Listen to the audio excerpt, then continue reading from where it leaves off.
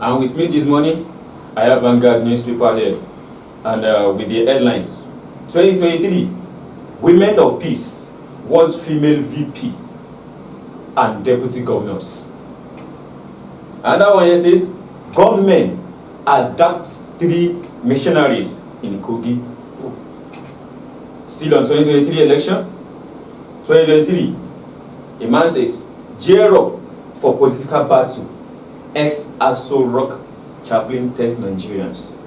I wonder what the man is implying. Suspected herdsmen kill 15, raise houses in Benue. Another, as Buhari gaslights Nigeria? That's a question. As Buhari gaslights Nigeria?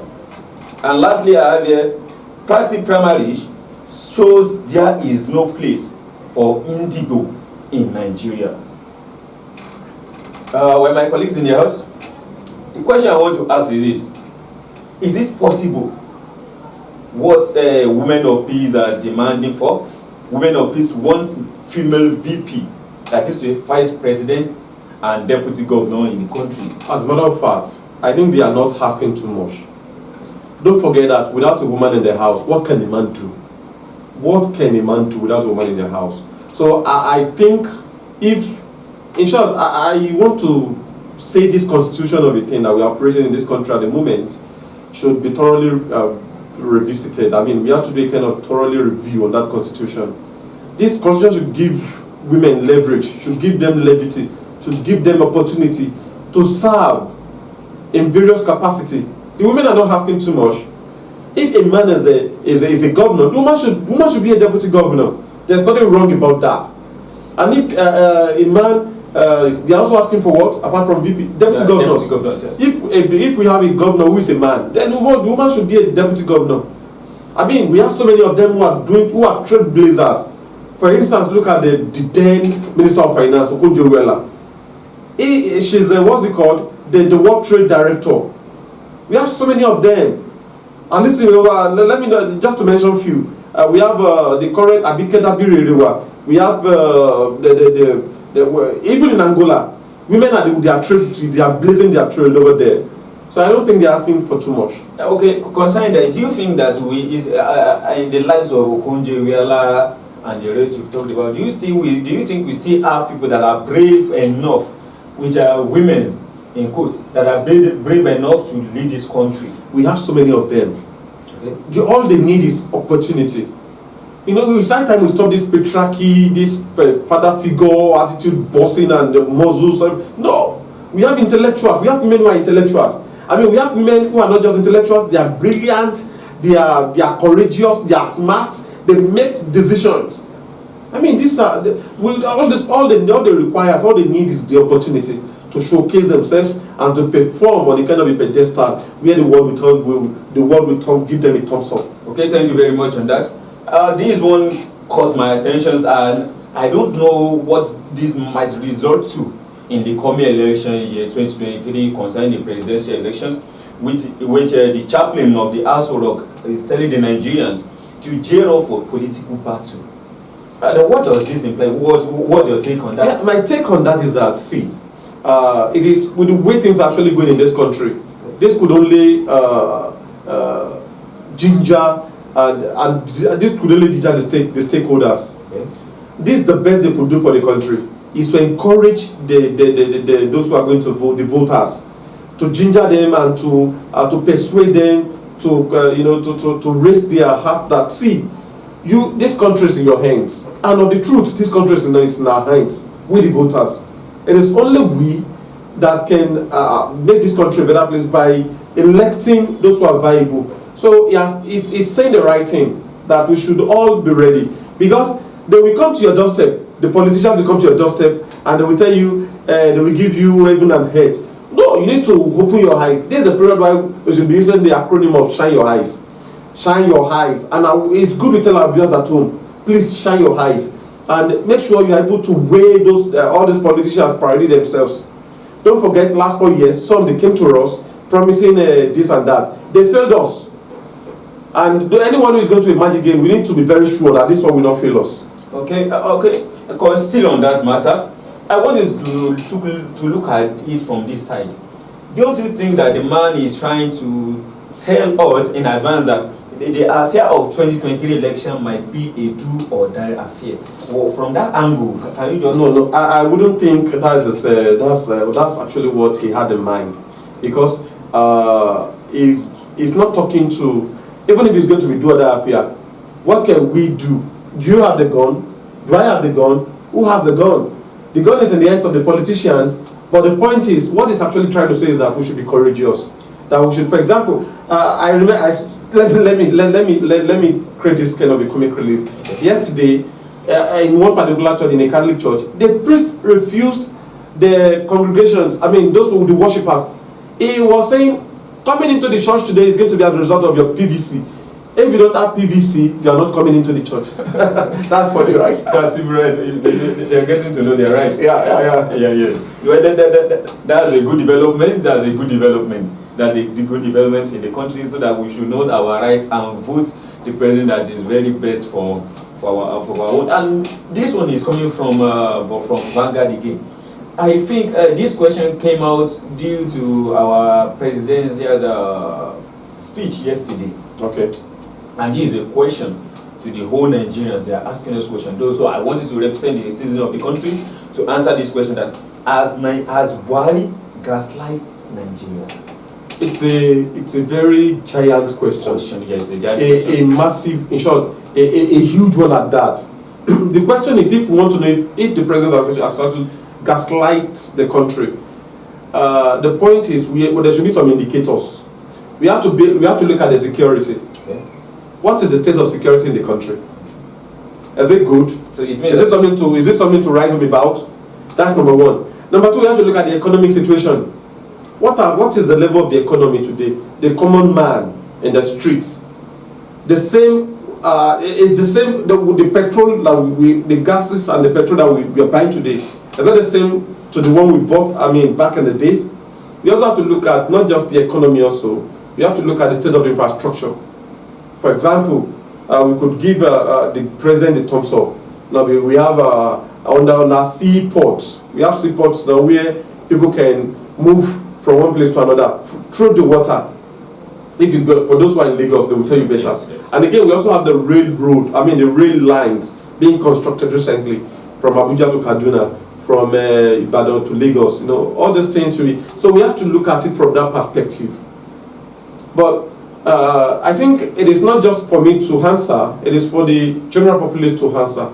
Okay, because here we have to make sure we do a kind of an unbiased analysis. Okay, that's good. I want us to look at this headline from the light of democracy in the country. Okay.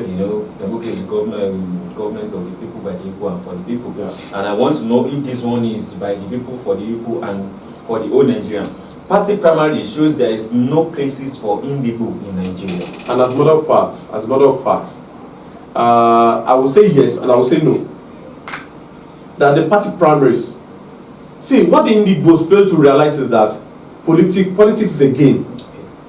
For instance, during the party primaries, we also what happened during the APC party convention, the party primaries, we had the likes of Amechi, the likes of Akpabio of Akwa Ibom, the likes of the retired House of Assembly, House of Rep Speaker, Dimeji Bankole, even the Ekiti State Governor, Kade Fayemi, they all stepped down for Tinubu. Tinubu must have done his own work by consulting them, and they must have agreed on the kind of, do you know how many indigos participated in that party primaries? The then Abia State Governor, Minister of Science and Technology, Onu, was there. Brochi from from Port Harcourt, from the River State, Rocha, the then Imo State Governor, and the current Senator. We have so many Igbos. Why are they not stepping down for themselves, Mr. Adedoyin? They were not stepping down for themselves because they failed to realize that politics is a game. Now, because all of them want to stand on their chest. What is wrong if one of them is saying, okay, me, I'm stepping down for this. My supporter, vote for him. Me, I'm stepping. The other one will say, I want to step down for this social person. My supporter, vote for him. That is how politics is run. And that was how the likes of Tinubu outplayed them, and now they are crying foul play. the Igbos to wake up, and they should learn what we call the power of unity. Yes. Not until they do that, then they will keep shouting, they will keep on saying that they are being marginalized. Yes, that is why, yes, that's the main point. That the Igbo people they should come together as one. Divided we fall, together we stand. That is it. So that is a challenge to them. They should have been seeing it all right now. What politics in Nigeria is all about. It's a game. It's a game of mind. It's a game of brain. That it is what you play. You sit down. You know how to tackle it. Is it from the right or the left, and you know the formation that you are going to use. And lastly, here on the front page of Vanguard, I would like us to throw a little light on though. In Punch, we have something similar to that, but I want us to look at these 2 points also. Government abducted missionaries in Kogi. That's about an hour ago. That was hot. So, as in these adoptions of missionaries, of bishops, and massacre of these people, what's your take on that? I think it's becoming a prevalent issue. It's a kind of issue that is becoming concurrent. I mean, it keeps happening every time. I once say I had this premonition that when the prelate was kidnapped and the church was able to raise 100 million, I said, God, this is going to be a kind of an eye-opener for the terrorists. Believing that the church now, they have all it takes. Now the attack now will be targeting, or they will not be targeting the pastors, the priests, the bishops. This is going to be the trajectory. But how do we curb this menace? It's until the government, the security operatives rise up to their responsibility to arrest this issue. If not, I don't see this coming to an end. Mr. Kinsley, I want you to take these take this into consideration. How did these gunsmen, where did they get the information that these missionaries were traveling? Do you think there is not an insider? Well, if in my opinion, I think for every attack, it requires a strategy. Okay, even in the bank, sometimes if you want to carry out some whatever their heinous attack, somebody not in the inside. Most times, they will have somebody from the inside. So we cannot overrule that. That okay, that most likely there may be an insider. So okay. It's a possibility. Okay, thank you very much on that. And last, before we go, let's just take this. I want to suspected herdsmen kill 15, raises thousands in Benue. What are these herdsmen? What are they trying to? What rights are they trying to portray, or what is their take? I don't know. So this still the failure of the leadership. There's a failure of the leadership, because even the one that happens in Ondo State recently. I mean, I keep wondering what our police are doing. What are security? Don't forget that even we are even misusing our army, our soldiers. Soldiers are not meant to be fighting the intra or tribal clashes that we have around. It's the work of the police. So I'm wondering what the police, or what the police hierarchy, what they are doing at the moment, because they need to sit down and look at how to solve the security situation of this country. If not, they should legalize harm for everybody. Everybody should be carrying harm, and they should use it to protect themselves. And if not, another thing I want to say is that if the police is not working, why not have community policing? Let every community have their police that they can entrust their community to. If it's going to be like your state will have its own police that will man its own territory. And if it's going to be Ondo State will have their own police that will man their own territory. Okay, thank you very much, Mr. Akintunde. The time is not by our side again. Thank you for. I guess we are done with Punch and TV. Yes, we need to wrap it up. TVRC and Vanguard here today. Thank you very much, viewers at home. We hope that we've enjoyed these news updates. Thank you very much. Do join us next time for another news update. Bye for now. Bye for